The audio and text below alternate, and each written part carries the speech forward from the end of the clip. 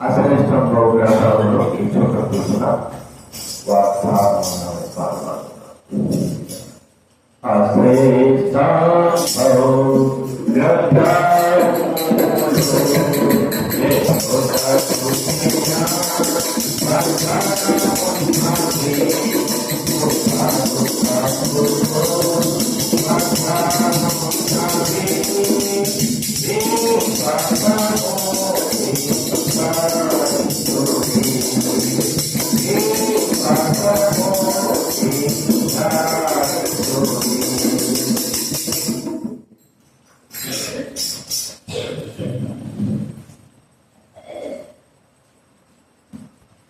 ప్రార్థన చేసుకుంటాం.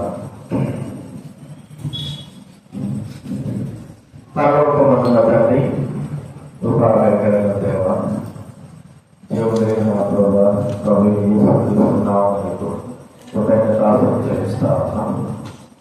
ఈరోజు ఆరాధించి అవసరానికి వచ్చుకున్నా దేవుని వాక్యం ద్వారా మీరు మాట్లాడే దేవుడు స్తోత్రాలు చెల్లిస్తాం. మీ స్వరం పెంప చేయండి, మీ చిత్తంగా చేస్తాను. ఆత్మతో సత్యంతో నేను ఆరాధించి గణపతులకు సహాయం చేస్తూ ఇంకా రావాల్సిన వారిని త్వరపెట్టి తీసుకురండి. కనిపించండి. కృతజ్ఞత చేసి యేసు నామమున గణపరిచిన మహిమపరచు. ప్రభువైన యేసు నామమున ప్రార్థించి వేడుచున్నాం తండ్రి. కింద ట్యాప్ పెట్టింది ఎందుకు? పిల్లలు నూనె పెడతారు కదా, ట్యాప్ పెట్టారు, పైన పెట్టి తీసుకుని ఉంచుతారు. నీళ్ళు తాగేటప్పుడు కింద ట్యాప్లో పట్టుకోండి, అర్థమైందా? పైన తీసి దాని నుంచి ముచ్చిపోతుంది, ముచ్చి తాగుతున్నారు. ట్యాప్ పెట్టింది ఎందుకంటే తాగడానికి కింద ట్యాప్ కింద కడుక్కో, దాంట్లో ముంచితే అట్లా ఉంటుంది. చాలా మంది చూస్తారు, అందరు పెద్దవాళ్ళు కూడా అట్టే తీసి ఇటు తీసి ముంచి తాగుతున్నారు. కింద ట్యాప్ ఖచ్చితంగా ఓపెన్ చేయాలి, అట్లా తాగకూడదు, పద్ధతి కాదు. దేవుడి వాక్యంలో నుండి ఆరాధన కొరకు మొదటి తిమోతి రాసిన పత్రిక 6వ అధ్యాయం. తిమోతి రాసిన మొదటి పత్రిక 6వ అధ్యాయము 16వ వచనం మనం కూడా కలిసి చదువుకుందాం. తిమోతి రాసిన మొదటి పత్రిక 6వ అధ్యాయము 16వ వచనము అందరూ కూడా కలిసి చదువుకుందాం. 6:16. ఫోన్లు స్విచ్ ఆఫ్ చేయండి, స్విచ్ ఆఫ్ చేసేయండి. లేకపోతే ఎక్కడికి విడిచిపెట్టండి, సైకిల్ పెట్టి పెట్టండి, గోల పెడితేనే కనబడుతుంది. అది కదా, స్విచ్ ఆఫ్ చేయండి, లేదా గోల పెట్టండి, సైకిల్ పెట్టి గోల పెట్టుకుంటే కనబడదు. 6వ అధ్యాయము 16వ వచనం మనం అందరూ కూడా కలిసి చదువుకుందాం. మొదటి తిమోతి రాసిన పత్రిక 6వ అధ్యాయం 16వ వచనం. బైబిల్ వెనక నుంచి 193. సమీపింపరాని తేజస్సులో ఆయన మాత్రమే వసించుతూ అమరత్వం గలవాడై ఉన్నాడు. మనుషులలో ఎవడనూ ఆయన చూడలేదు, ఎవడనూ చూడలేడు. ఆయనకు ఘనతయు శాశ్వతమైన ప్రభావం కలిగి ఉండదు గాక. అలాగే మొదటి పేతురు రాసిన పత్రిక 2వ అధ్యాయం 9. బైబిల్ వెనక నుంచే 215. బైబిల్ వెనక నుంచి 215 పేరు. 2వ అధ్యాయము 9వ వచనం. 215 పేజీ, 2వ అధ్యాయము 9వ వచనం.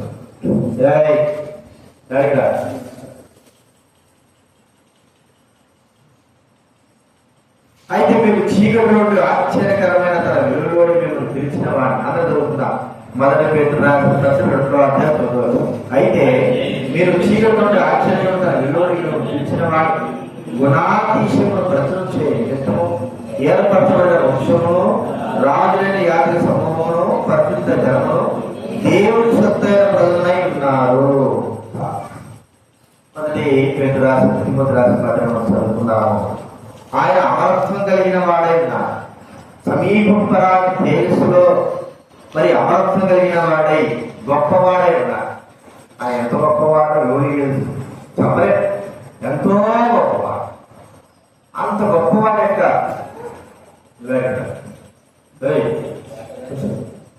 గొప్ప వాటర్ లేకుండా చెప్తారు. ఎవరు లేదు అసలు. అమరత్వం కలిగిన వాడై ఉన్నాడని మనం చూస్తాం. ఎంత గొప్పవాడు. ఆ గొప్ప దేవుని యొక్క గుణాతిశయాలు మనం తెలుసుకోవాలి. అవి ఎన్ని తెలుసుకున్నా కూడా ఎంతో మరి తక్కువే. అంత గొప్ప దేవుడు, ఆయన గుణాతిశయాలు అంత గొప్పవి. ఆయనలో ఉన్నటువంటి గుణాతిశయం ఒక్కోసారి మనం అంటా ఉంటాం, ఆ పిల్లవాడు కానీ మరి అంగవైకల్యం ఉన్నా లేదా బాగా లేకుండా, కానీ ఆ పిల్లలకు గుణం మంచిది. అందులో మరి ఆ వ్యక్తిలో ఈ మంచి గుణాలు ఉన్నాయి. శరీర సంబంధంగా అవలక్షణాలు ఉండొచ్చేమో కానీ మంచి లక్షణ గుణాలు ఉన్నాయని చెప్తా ఉంటాం. మరి దేవుళ్ళలో గుణలక్షణాలు ఏమిటి? ఆ గొప్పతనం ఏమిటి? ఆ గుణలక్షణాలను మనం ఏ విధంగా వర్ణించుకోగలం? దానిని బట్టి ఆయన అమరత్వం కలిగిన వాడే ఉన్నాడు, అందరికంటే గొప్పవాడుగా ఉన్నాడు. మరి ఆయనకు కలిగినటువంటి గుణలక్షణాలు ఈ భూలోకంలో ఎవరికి కూడా లేవు. అంత గొప్ప గుణలక్షణాలు కలిగినటువంటి దేవుణ్ణి మనం తెలుసుకున్నా ఆ ప్రభుని ఆరాధించడానికే వచ్చుకుంటున్నాం. ఇది నా ప్రభును ఆ గుణలక్షణాల్లో ఆయన గొప్పతనంలో ఉన్నటువంటి గుణలక్షణాలు ఏంటంటే, మానవుడు దేవుణ్ణి ఒకవైపు మాత్రం చూస్తున్నాడు కానీ రెండో వైపు చూడలేకపోతున్నాడు కదా. నాణ్యానికి రెండు వైపులా ఉంటారు. ఒకవైపే చూస్తే కుదరదు. రెండో వైపు చూసినప్పుడే అది ఏ నాణ్యమో అంటే మనకు చూడగానే తెలిసిపోతుంది. కొన్ని నాణ్యాలు అలాగే ఉంటాయి. ఆ దినాల్లో వచ్చినటువంటి పావాలు కానీ ₹100 కానీ ఎలా ఉంటాయంటే మరి రెండు ఒకవైపుగా ఉంటాయి. అంటే రూపాయి ఎలా ఉంటుంది, మరి ₹100 కూడా అలాగే ఉండేది. మరి ఈ దినాలు కూడా రూపాయలైనా ఉంటారు కదా. ₹2 ఉన్నారు, రూపాయలైనా ఉంటారు కూడా. చూస్తే ఎవరైతే రూపాయలు ఉంటాం కానీ ఒకవైపు చూస్తే రూపాయలాగా ఉంటుంది, బొమ్మ వైపు చూస్తే, మరోవైపు చూస్తే ₹2 బిల్లాగా ఉంటారు. కానీ మనం ఒకవైపు చూసి మోసపోతాం, ఇది రూపాయలే ఉంటాం. కానీ రెండో వైపు చూడాలి, అప్పుడు దాని యొక్క నిజమైనటువంటి గుణం అది రూపాయల ₹2 తెలుస్తుంది. కాబట్టి దేవుడి యొక్క గుణం, దేవుడి యొక్క గొప్పతనంలో ఒకవైపు మాత్రం మానవుడు చూస్తాడు. ఆ ఒకవైపు చూస్తే ఏం చూస్తే చెప్పండి, ఏం చూస్తాడు మానవుడు దేవుళ్ళు కాబడేది చెప్పండి. ఒకవైపు మానవుడు, లోపల ఉన్న మానవుడు ఒకవైపు చూసి ఏం చూస్తున్నారు? ఒకవేళ మీకు గుర్తు ఉంటుంది, కోపం చూస్తారు కదా. మానవుడి యొక్క దేవుడి యొక్క కోపం, ఇంత కోపమా అంత కోపమా, దేవుడైతే అటు అంటారు. కానీ మరోవైపు ఆయన యొక్క గుణలక్షణంగా చూస్తే ఎంతకంటే ఈ ప్రపంచమే అంతకంటే ఎవరు కూడా ఉండలేదు. దా గుణలక్షణం యొక్క పేరు ఏంటంటే ప్రేమ. ఒకవైపు ప్రేమ, మరోవైపు కోపం. కానీ మానవుడు కనబడేది ఏంటి? వాస్తవం ఎక్కువగా కోపమే, చాలా ఎక్కువగా కోపమే కనబడతాయి. కానీ మానవుడికి రెండో వైపు ఉన్నటువంటి దేవుడి యొక్క లక్షణంలో ప్రేమ కనబడతాయి. ఈ ప్రేమ యొక్క గుణలక్షణం ఏంటి? ఎంత గొప్పవాడు, ఎంత గొప్ప ప్రేమ కలిగిన వాడు. ఆయన అమరత్వం కలిగిన వాడే ఉన్నాడు. అమరత్వం కలిగిన వాడైన ఆ ప్రభు యొక్క ప్రేమ యొక్క స్వరూపం ఏమిటి, ప్రేమ యొక్క తత్వం ఏమిటి అని ఆలోచిస్తే ఆ ప్రేమను పొడుగు లోతు గడపకు ఎంతో గ్రహించలేనంత గొప్పది ఆ ప్రేమ. అందుకే దేవుడు దైవవాక్యం లాంటిది ఆయన పెట్టబడిన పేరు ఏమిటంటే ప్రేమ స్వరూపి. అంటే మనకు తెలిసిన మాటలే. మొదటి యోహాను రాసిన పత్రిక 4వ అధ్యాయం 8వ వచనము 16వ వచనం చదువుకుందా. మొదటి యోహాను రాసిన పత్రిక బైబిల్ మెడ నుంచి 223. దేవుడు ప్రేమ స్వరూపి. తర్వాత 16వ వచనం, ఉన్న ప్రేమను నమ్ముకుని ఉన్నాము, దాన్ని నమ్ముకుని ఉన్నాము. దేవుడు ప్రేమ స్వరూపి అయి ఉన్నాడు.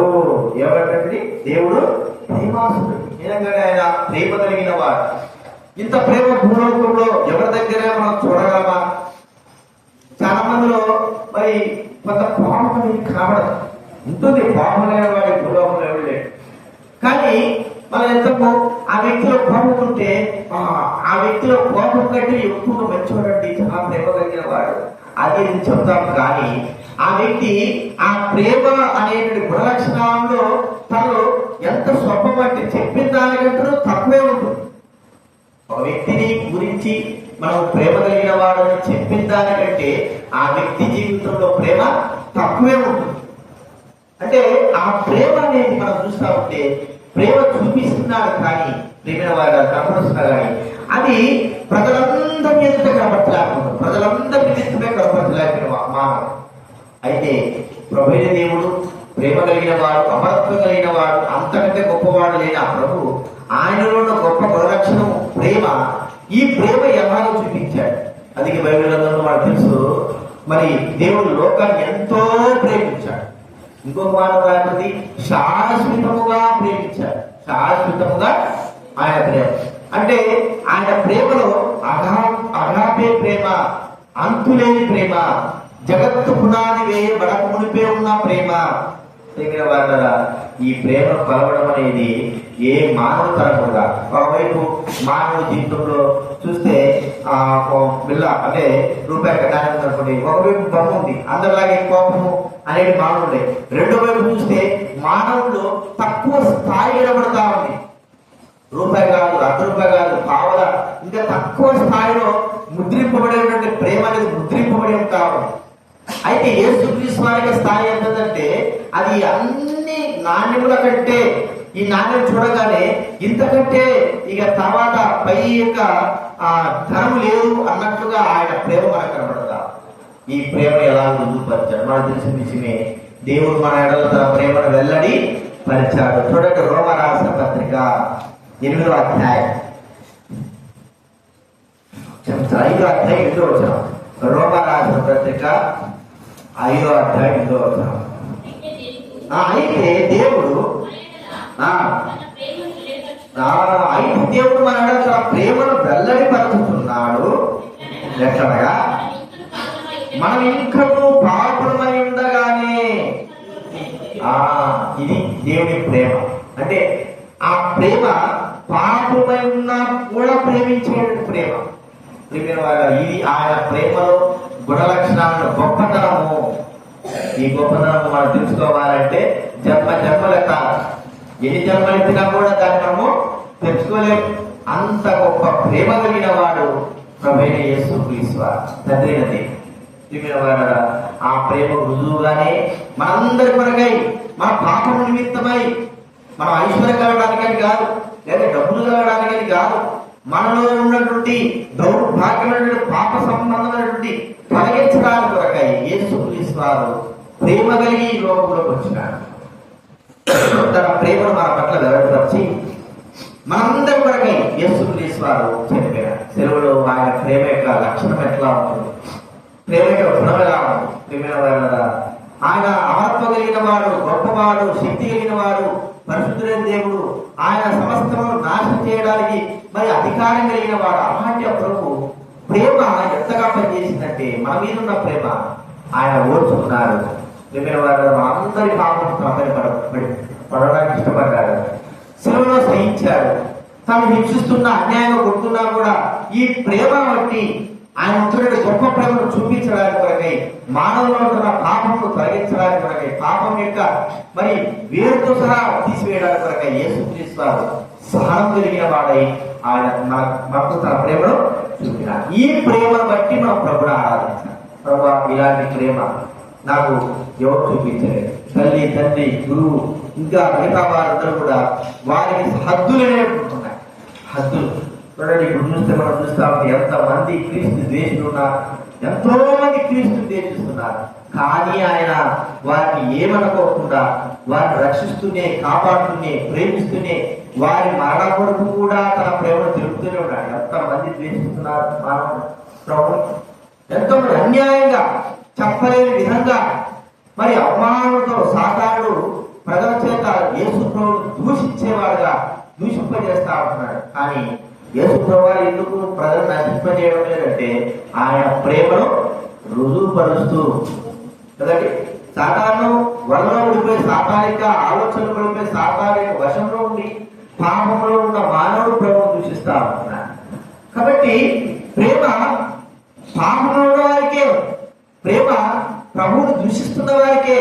కాబట్టి ఆయన అంత ప్రేమ చూపించాడు. ఇది నా మానవుడు ఆ ప్రేమ చూపబట్టే మనము రక్షింపబడ్డాము, ప్రభువును తెలుసుకున్నాము, ప్రభు సన్నిధిలో మనము వచ్చుతున్నాం. కాబట్టి దేవుడి యొక్క గొప్ప ప్రేమ, గొప్పవాడైన దేవుడు, ఆయన గొప్ప లక్ష్యం ఏంటి? గొప్ప ప్రేమ. ఇది ఎవరు కూడా ఏ వ్యక్తి దగ్గర కూడా లభించినటువంటి ప్రేమ. ఇది మొట్టమొదటి చూస్తుంటున్నాం. రెండవదిగా ఆయన గొప్ప లక్ష్యం ఏంటి? దీర్ఘశాంతము. చూడండి, మరి లూకా రాసిన సువార్త 18వ అధ్యాయం, లూకా రాసిన సువార్త బైబిల్ గ్రంథం నుంచే 70 పేజీ నెంబర్ 70, 18వ అధ్యాయం 7వ వచనం చూద్దామండి. లూకా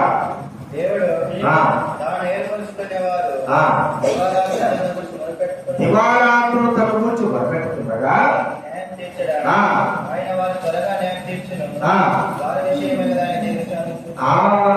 దీర్ఘశాంతం చూపుతున్నాడని మీకు చెబుతున్నాను. ఎవరికి? న్యాయమూర్తి ఏర్పడుతున్న వారు దివారాత్రులు మొరపెడతా ఉంటే వారి న్యాయం తీర్చడానికి దీర్ఘశాంతం. ప్రజలకే నా దీర్ఘశాంతం, ప్రజలకు అన్యాయం జరుగుతుంటే దీర్ఘశాంతం చూపుతున్నాడా? అంత మాత్రం కాదు, ప్రతి వ్యక్తి కూడా నిత్యము మరి వారు ప్రతి వ్యక్తి నశించిపోకుండా ఉండాలని కూడా ఆయన దీర్ఘశాంతం చూపుతున్నాడు. చూడండి, 2వ పేతురు రాసిన పత్రిక, పేతురు రాసిన 2వ పత్రిక, దేవుని వాక్యంలో బైబిల్ గ్రంథం నుంచి 219, 2వ పేతురు 2వ అధ్యాయం, 2వ పేతురు 2వ అధ్యాయం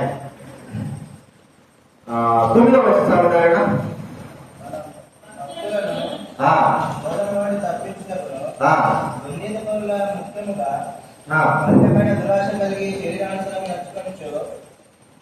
రెండో అధ్యాయం 3:9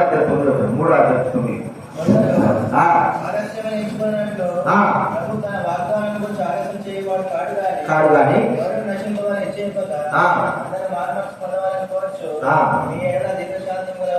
నీ ఎడల దీర్ఘశాంతం గలవాడు. అందరూ మారుమనసు పొందాలి, అందరూ రక్షింపబడాలి, అందరూ పాపం నుంచి విడిపింపబడాలి.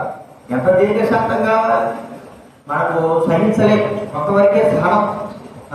ఇక ఒకసారి 2 సార్లు తప్పు చేస్తే మలాంటి వాళ్ళు తప్పు చేస్తే సహించలేము. ఒకసారి క్షమించాడు, 2 సార్లు క్షమించాడు. ఒకడంటాడు మరి ఒక విశ్వాసం అంటాడు, దేవుడైనా క్షమిస్తాడు కానీ ఏదైనా క్షమిస్తాడు అంటాడు. అంటే సహనము కోల్పోయి దీర్ఘశాంతం కోల్పోయి వ్యక్తులు మరి బాగుంటే బాగున్నట్టు, లేదంటే ఆ వ్యక్తి కూడా రక్షింపబడాలి. నేను కూడా అప్పుడప్పుడు అనుకునేవాడిని, మరి వృద్ధులైన వారు మరి ఘోరమైన దుర్మార్గాలు చేసి చివరితరంలో యేసుని నమ్ముకుంటామనుకున్న వాళ్ళు, వారికి ఎందుకు ఆ పరలోకానికి ఎందుకు అవసరం? దేవుడి దీర్ఘశాంతం ఎంతంటే ఆ వ్యక్తి మరణించేంత వరకు కూడా ఆయన కనిపెడుతూనే ఉంటాడు.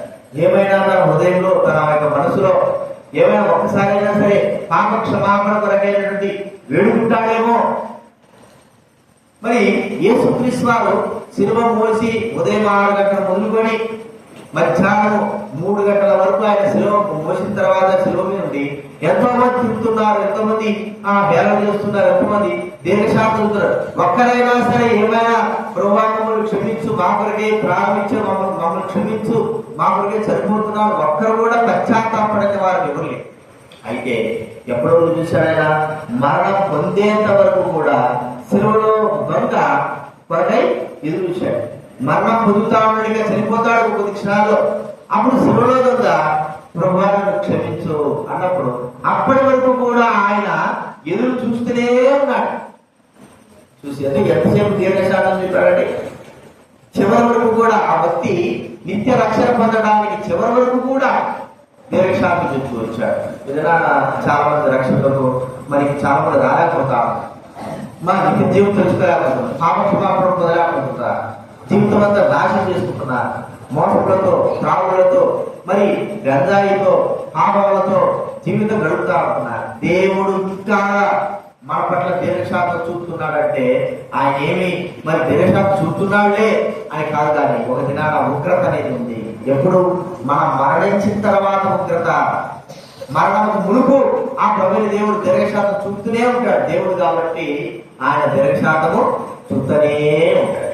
కానీ తెలుసుకోకపోతే జీవితం అలాగే గడుపుతూ పాపంలో శాపంలో లేకపోతే ఇక మరి గంజాయి లేకపోతే సారాయి వ్యభిచారం ఇంకా ఇలా పాప సంబంధం నడుస్తూనే ఉంటే ఇలాగ ఎప్పుడు మనము ప్రభువునందు మరి విశ్వాసం ఉంచుతాం, ఎప్పుడు మన జీవితంలో ప్రభు కనిపిస్తాం? అలా ఉన్నప్పటికీ కూడా ఆయన తన దీర్ఘశాంతాన్ని పొడిగిస్తూనే ఉంటాడు. కాబట్టి రెండోదిగా ఏం చూస్తున్నాం, ఆయన దీర్ఘశాంతం. మనము మొరపెట్టినప్పుడు మనం మొరపెడతా ఉంటే మనకు న్యాయం తీర్చడానికి ఎలాగైతే ఆయన దీర్ఘశాంతం వహిస్తుంటున్నాడు, లోకంలో ఉన్నవారు ఈ చిన్నవారిలో ఒకడైనను నశించుట పరలోకం ఉందన్న తండ్రి చిత్తము, చిన్నవాడు కూడా నశించిపోకూడదు. అలాగంటే మరి వారు నశించిపోకూడదని వారు తెలుసుకోకుండా ఇంకా అలాగే ఉంటే ఆయన సమయం ఇస్తూనే ఉంటాడు. ఆయన దీర్ఘశాంతము మానవ జీవితాన్ని పొడిగిస్తూనే ఉంటారు. మానవుడికి ఆయుష్ తీరేతను పొడుగుతుంది. తెలుసుకుంటే మరి పాప క్షమాపణ పొందితే, పాపాలు క్షమించబడి అడిగితే, అలాగే చేయగలిగితే మంచిది. కానీ ఇంకా మన జీవితాన్ని అలాగే పొడిగించుకుంటే ఒక దినాల ఉగ్రత అనేది అప్పుడు తప్పించుకోలేము, ఎవరు తప్పించుకోలేము. నీవు నేను ఏ వ్యక్తి కూడా తప్పించుకోలేము. రక్షణ పొందకుండా, పాప క్షమాపణ పొందకుండా, జీవితం మార్చుకోకుండా పాప పరమాత్మలో అలాగే జీవిస్తే ఒక దినాన్ని ఖచ్చితంగా మనకు నిత్యగా దాని నుంచి మనం తప్పించుకోలేదు. కాబట్టి దీర్ఘశాంతము చూపున అప్పుడు ఇంతకంటే దీర్ఘశాంతం ఎవరు చూపలేదు. ఈ దినాల్లో మరి ఒక్క మాట రంగాన్ని చదివిన వారు మా రేగిపోయి ఒక అర్థం అంటున్నారని కోర్టు కేసులు లేకపోతే ఏమి లేదు. ప్రభు అయిన దేవుడు మాత్రము ఆయన దీర్ఘశాంతం మన వరకు కూడా ఉంటాడు. ఆ మరణం లోపలే మనం తెలుసుకోగలిగితే ధన్యుల వరకు లేకపోతే. ఆ తర్వాత ఇది ఆయనలో ఉన్న గుణాలలో రెండవ గుణం ఏంటి? దీర్ఘ శాంతమైన. మూడవది ఏంటంటే కరుణ కలిగిన వాడు, కరుణావాత్సల్యం. చూడండి యోవేలు రాసిన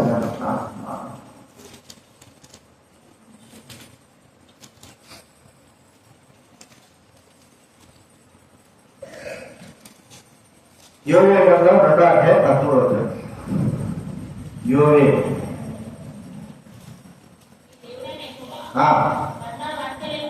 కరుణావాత్సల్యము గల శాంతమూర్తియు అత్యంత కృపగలవాడనై ఉండి చేయక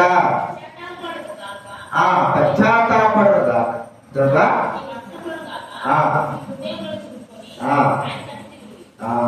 చూడండి, కరుణావాత్సల్యము, శాంతమూర్తి, అత్యంత కృప కలిగిన వాడు. కరుణ వాత్సల్య కలిగిన వాడు, శాంతం కలిగిన వాడు, నిమ్మడమైన వాడు, అంతమాత్రంగా అత్యంత కృప, అత్యధికమైన కృప కలిగిన వాడు. మనకు కావాల్సింది కరుణావాత్సల్యం, కరుణ కలిగిన వాడు. ఎంత కరుణ కలిగిన వాడండి! ఆయన కరుణకు మితి లేదు. అంటే ఆయన దేవుడు కాబట్టి తన కరుణ దయ అంత కరుణంతా కూడా ప్రజలు చూసే విధంగా కనికరం కలిగిన వాడు. అందుకే ప్రభు అంటున్నాడు ప్రార్థన చేసేటప్పుడు, తండ్రి మీరు ఏం చేస్తున్నారు, మీరు క్షమించండి. అక్కడ ఏం కనబడుతుంది మనకు? కరుణ. అయ్యో మీరు ఏం చేస్తున్నా అర్థం కావడం లేదు, వారి పేరు కనికరం చూస్తున్నారు. మరి 3 దినాలు చేసుకున్న దగ్గర ఉన్నప్పుడు ఆయన వాళ్ళు వెళ్తా ఉంటే వాళ్ళు కూర్చుపోతారేమో, వారి పేరు నేను కరుణ కలిగినాను, దయగలిగినాను అనే మాటలు చూసుకుంటున్నా. ప్రియుల వాడ కరుణ కలిగిన వాడు. అంత మాత్రమే కాకుండా మనం చూస్తే యోహాను 8వ అధ్యాయంలో పాపం చేత పట్టబడిన స్త్రీ, ప్రజలందరూ కూడా కరుణ లేనే. ప్రజలందరూ కూడా ఏం చేస్తున్నారు? ఆమె రాళ్లతో కొట్టాలని చూశారు, చంపాలని చూశారు. కరుణ లేకోకుండా, జాలి లేకోకుండా, వారిని దయ లేకోకుండా చంపాలని చూశారు. కానీ ఆయన కరుణ కలిగిన వాడై ఉన్నాడు. మనం చూస్తున్నాం. ప్రజలందరూ కూడా రాత పట్టాలని దేశంలో అన్నాడు, మీలో పాపం లేవడం మొదట ఆయన మీద రాయి వేయండి. ఆయన అన్నాడు, నేను కూడా మీకు శిక్ష విధిస్తానమ్మా, నువ్వు వెలికి పాపం చేయాలి. ఎంత కరుణ కలిగిన వారండి. ఈ దినాల్లో ఆయన కరుణకు మితి లేకుండా ఉంది. అందుకే తాము లోకంలో మరి విస్తరిస్తాము, కరుణకు మితి లేకుండా జీవిస్తా ఉన్నారు మానవుడు. కానీ దేవుడు కరుణ కలిగిన వాడే ఉన్నాడు కాబట్టి, కరుణ మన పైన చూపించాడు కాబట్టి మన విధాన సజీవులమై ఉంటున్నామని మనం గుర్తించుకోవాలి. లోకం మనల్ని కనికరించదు, లోకములకు కరుణ చూపదు, లోకములకు దయ చూపదు కదండి. మనం చూస్తా ఉంటే మొదటి దినానే ఒక అమ్మాయిని చంపేశాడు భర్త కదండి. యూట్యూబర్ అమ్మాయి, చిన్న అమ్మాయి అవసరాలే ఖచ్చితంగా చేశారు. ఇప్పుడు అనాథలు 15 మంది ఆడుతున్నారు, చిన్నమ్మ పిల్లలు అందరూ ఒక్కటే ఆడారు. చనిపోయిన తర్వాత మరి వెంటనే వాళ్ళు ఏం చేయాలనుకున్నారు చెప్పండి. సొంతం బాగా కదా, చంపినాడు, లేదా ఏం జరిగిందో కొద్దిగా ఆలోచన ఉండదు కదా, వెంటనే చంపాలా. పోలీసులు పట్టుకోకపోయింటే చంపినాడు చచ్చినాడు ఇంకా బతికే ఉన్నాడని అనుకుంటున్నా. మరి బతికే ఉన్నాడు. ఒకవేళ పోలీసులు పట్టుకోకపోతే ఇక మన కరుణ లేదు, దయలేదు. అయ్యా కరుణ చూపించండి, దయ చూపించండి, కరుణనే దయలేదు. వాడిని వాళ్ళ చెల్లెలు ఎలా చంపినారో అలాగే చంపేసేవా. అది వాడు ఎప్పుడో క్షణాలు చచ్చిపోయాడు. కానీ కరుణ ఏమైపోయింది చెప్పండి. మరి ఒకవేళ ఏమో, అందుకే దేవుడు వాక్య ప్రకారంగానే ఏంటంటే ఆశ్రయపురాలు పెట్టిందందుకే అందుకే ఆశ్రయపురాలు అంటే ఏమిటి? Police station. ఆడ వెళ్ళిన తర్వాత వారు భద్రత కల్పించాలి తప్పు చేసేవాడు. జైలు మరి ఆ లాయరు జడ్జి తీర్పిచ్చేంత వరకు వాడికి ఏం చెప్పాలి? కాపాడుతూనే కరుణ. ఆ మధ్య కరుణ నిజంగా వాడు తప్పు చేస్తే నిజంగానే జడ్జి ద్వారా ఆ గురి శిక్ష ఇవ్వబడ్డారు. లేదు అది అనుకూలంగా తిరిగింది అనుకోండి, ఏదో కొద్దిగా సంవత్సరం 2 సంవత్సరాలు చేసి ఓడిపోయేస్తారు. కానీ ఈ సందర్భంలో వాడు మరణానికి పాత్రుడు కాబట్టి ప్రజలు వాడిని వెంటాడుకోకుండా పోలీసులు కాపాడడమే అది కరుణ అని మనం చూస్తాం. చంపడానికి సిద్ధంగా ఉన్నారు. ఏమైనా వాళ్ళారా మన జీవితాల్లో కూడా దేవుడు ఎంత కరుణ కలిగిన వాడు. సాధారణ అయితే సంపాదిస్తున్నాడు, మనం నశింపజేయాలని చూస్తున్నాడు, మనల్ని నాశనం నడిపించాలని చూశాడు. అయితే ఆ కరుణ కలిగిన దేవుడు ఏం చేశాడంటే మనల్ని కాపాడుతున్నాడు, మనల్ని భద్రపరుస్తున్నాడు, మనల్ని సహాయం చేస్తూ ఉంటున్నాడు. వాత్సల్యం కలిగిన వాడు అయ్యో అని మన పట్ల ఆయన సానుభూతి చూపుతున్నాడు. నశించిపోయే మనల్ని ఆయన ఏం చేస్తే తన కరుణ చేత మనల్ని కాపాడిన వాడుగా చూస్తూ ఉంటున్నాడు. ఇది కరుణ కలిగిన దేవుడు. ఇంతకంటే ఉన్నారు చెప్పండి. ఒకవేళ ప్రజల గారి కోపం వచ్చిందనుకోండి, ప్రజలు 100 మంది పోయేసి ఆ పోలీస్ స్టేషన్లో పోయి పట్టణం లాగి చంపేయచ్చు, 100 మంది వెళ్ళచ్చు. కానీ అక్కడ మరి కరుణ అనేది దానికి తాగే లేదు, కరుణ తాగు. కానీ ప్రభు దగ్గరకు వచ్చిన వ్యక్తికి కరుణ కలిగిన వాడు. అందరూ పుణ్యకరించారు, అందరూ చంపాలని చూసిన ప్రభు మాత్రము కనికరము కలిగిన వాడై ఉంటున్నాడు అని చూస్తాము. ఇది మూడోదిగా. అందుకే ఆయన గొప్పతనంలో కరుణ అనే దానికి మనము పెద్ద పేరు కరుణ. ఇంతకంటే ఎవరు కూడా కరుణకరము చూపరు. బలమైన మనం కొద్దిగా కానీ మనకంటే ఎంతో గొప్ప దుర్మార్గం చేస్తున్నారు. వాళ్ళకి దేవుడు ఎంత గొప్ప కరుణ చూపించున్నాడు, ఎంత గొప్పగా వారిని కాపాడినాడు, ఎంత గొప్పగా వారిని ప్రేమించినాడు, వారిని ఎంతగా ఆయన కరుణ కలిగి వారి విషయమై దయ చూపినాడంటే చెప్పలేనంతగా దయ చూపిన వాడుగా ఒకటి గుర్తించుకున్నా. మూడోదిగా కరుణ కలిగిన వాడుగా ఉన్నాడు. నాలుగోది మనం చూస్తామంటే కృప కలిగిన వాడు. ఇదే మనం చూస్తా చూడండి, అత్యంత కృప. 2వ అధ్యాయం మనం చూస్తే చూడండి, కృప గలవాడు, అత్యంత కృప. 2 పదములు చదవండి.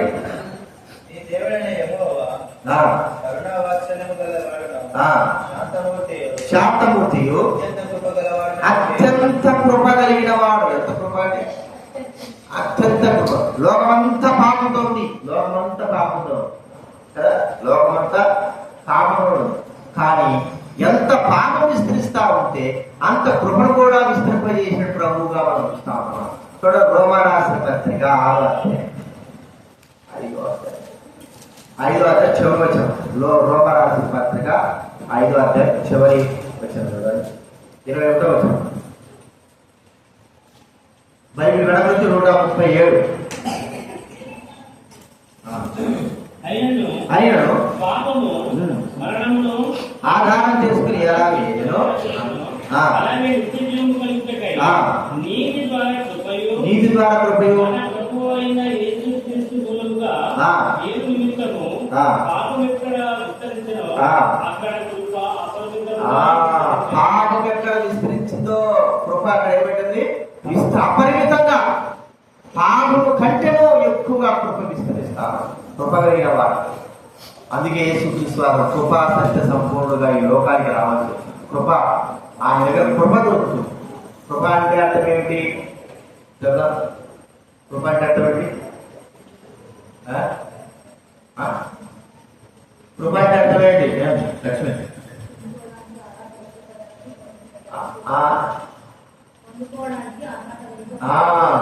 ఏ దానికైతే మనం అర్హత లేని వారమో దానికి అర్హతగా చేయడమే కృప. ఆ కృప ఎవరికి వచ్చిందంటే మనకే ఇచ్చాడు. ఎంత కృప కలిగిన వాడు. దేవునికి సంబంధించిన వారన్నింటిలో మనం దేనికి కూడా అర్హత లేని వారము. దేవుని కృప కానీ, దేవుని దయ కానీ, పరలోక రాజ్యానికి కానీ, క్షమాపణ కానీ, బ్రతకడానికి కానీ దేవునికి అర్హత లేదు. కానీ అన్నిటికీ అర్హత ఆయన అనుగ్రహించి ఉంటున్నాడు. జనాల ఆయన కృప మన పట్ల విస్తరింపజేసి ఉంటున్నారు. మనకు ఆయన కృప విస్తరింపలేకపోతే బైబిల్ గ్రంథంలో ఉంది, భూమి జలములతో నిండినట్లు ఆయన మహిమతో ఈ భూలోకమంతా కూడా నిండి ఉంది. మహిమతో నిండి ఉంది, కృపతో నిండి ఉంది. అది మనం గుర్తించుకోవాల్సిన విషయం. కాబట్టి ఆయన కృప లేకపోతే ఈ దినాలను రక్షింపబడేవారు కాము. కొంతమంది అంటారు, నేను రక్షింపబడితే ద్వారా నేను రక్షింప, కానీ కేవలం కృప చేతనే రక్షణ. చూడండి ఎఫ్ఎస్సి రాసిన పత్రిక 2వ అధ్యాయం. ఎఫ్ఎస్సి రాసిన పత్రిక 2వ అధ్యాయం ఎంతో వచ్చిందా? 8 విశ్వాసం ద్వారా కృప చేతనే రక్షింపబడి ఉన్నారు. కాదు, దేవుని వరమే, అది క్రియల వల్ల కలిగి కాదు. కనుక ఎవడను అతిశయపడి లేదు. అతిశయపడమి ఎవరు కూడా అతిశయపడతారు. నేను రక్షింపబడ్డాను, నేను బ్రాహ్మణుడు రక్షింపబడ్డాను, నేను మరి హైందవుని రక్షింపబడ్డాను, లేకపోతే నేను మరి రెడ్డిస్ రక్షింపబడ్డాను, లేకపోతే మాదిగుని రక్షింపబడ్డాను, మాలో ఎవడు వీళ్ళు అతిశయించడానికి లేదు. రక్షింపబడ్డాము, ప్రభువు తెలుసుకుందామంటే కేవలం అది దేవుడి వల్ల మాత్రమే జరిగింది. నీ నా వల్ల ఏం కావాలి. దేవుడు ఆ వ్యక్తి రక్షించాడంటే కారణం చెప్పండి. ఒక వ్యక్తి ప్రభు దగ్గరకు వచ్చాడంటే కారణము మనకు సొంతము లేక మన నీతి మనది ఏం కాదు. కేవలం దేవుడు కృపచేత మాత్రమే ఆ వ్యక్తి రక్షణలోకి వచ్చాడు. ఇక వేరే వల్ల వాళ్ళు కానే కాదు. ఈ వ్యక్తి మనం అంటాడు, నా వల్ల ఆ వ్యక్తి దేవుడి దగ్గరకు వచ్చాడు, లేదా నా వల్ల వ్యక్తి రక్షింపబడ్డాడు, అవన్నీ ఉంటమాట. ఒకవేళ నిన్ను దేవుడు ఉపయోగించుకోవచ్చు, ఒక సాధనం ఉపయోగించుకోవచ్చు, కానీ రక్షణ ఇవ్వడానికి మాత్రం కేవలం దేవుడు వరమే తప్ప ఇది వేరే దేవుడు కూడా ఏదైనా వరము మనకు కలిగి ఉంటున్నా.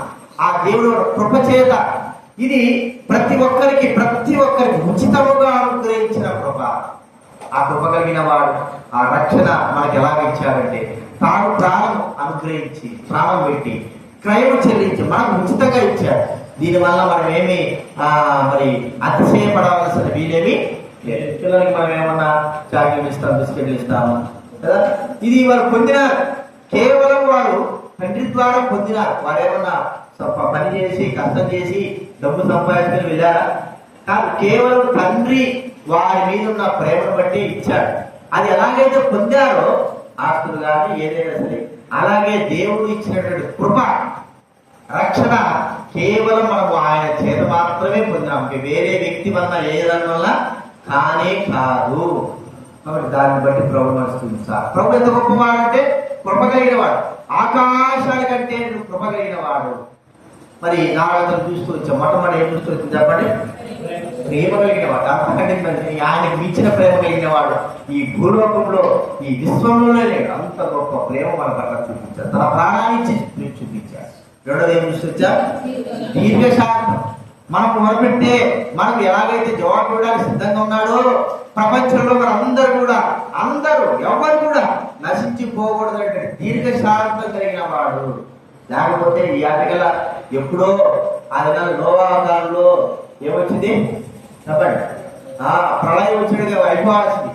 కానీ ఇంత పాపం విస్తరిస్తున్నా కూడా ఆయన మౌనంగా దీర్ఘశాంతం ఉన్నాడంటే ఎంత కృప కలిగిన వారంటే, ఎంత ఆయన కోపాన్ని తగ్గించుకుంటూ ఆయన దీర్ఘశాంతం కలిగేవాడు ఓర్పుతో వేచుకుంటున్నాడు. ఒక్కరే రక్షింపబడతారు. మన కుటుంబంలో కూడా పిల్లలు ఉన్నారు, మన కుటుంబంలో కూడా తల్లులు ఉన్నారు, వారు భర్తలు ఉన్నారు, నా పిల్లలు ఉన్నారు, వారు రక్షణలే వారు ఉన్నారు.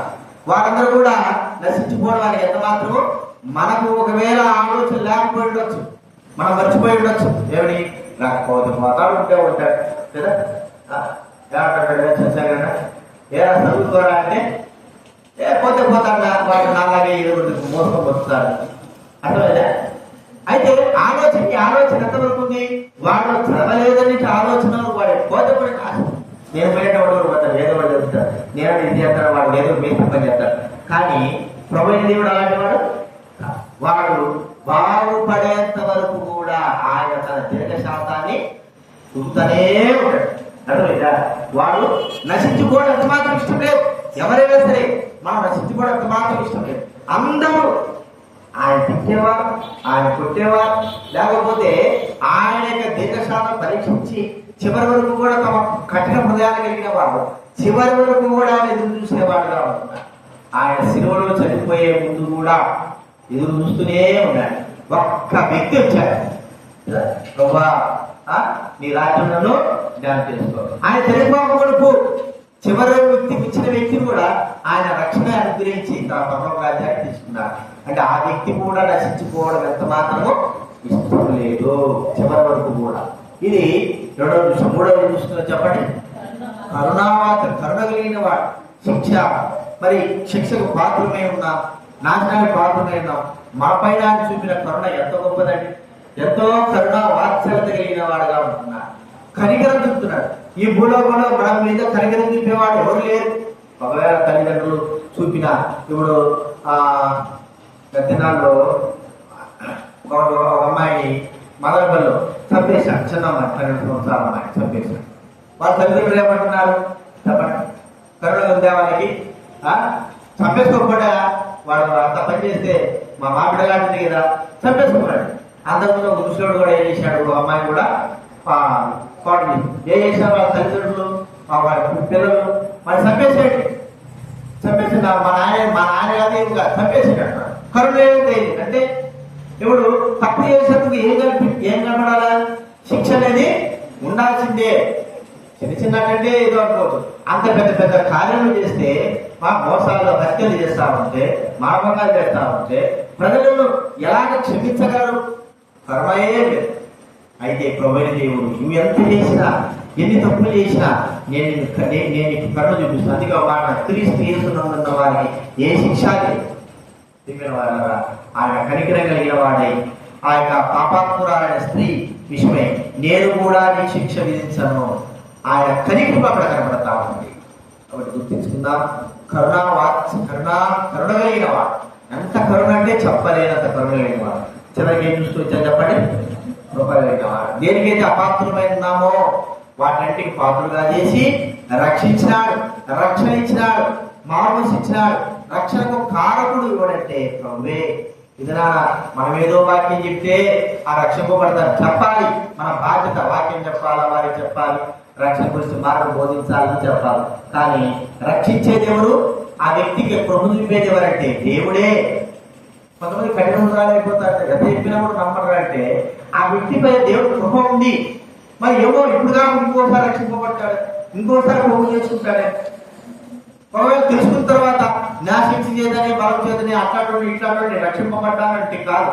దేవుడు కేవలం తన కృప చేత మాత్రమే రక్షించాడు. ఇది మన మానవిక ప్రయాసగా దేవుని వరమని వాక్యం చెప్తాం. విషయం జ్ఞాపకం. ఈ 4 ఇంత గొప్ప వాటి సమీపరాన్ని తెలియజేస్తున్న ప్రభు యొక్క గుణలక్షణాలు, ఈ 4 గుణలక్షణాలు గుర్తుపెట్టుకుని ప్రభుత్వము ఆరాధన విషయాలు జ్ఞాపకం ఆరాధన లేచినప్పుడు ఒక పాట పాడుతున్నా.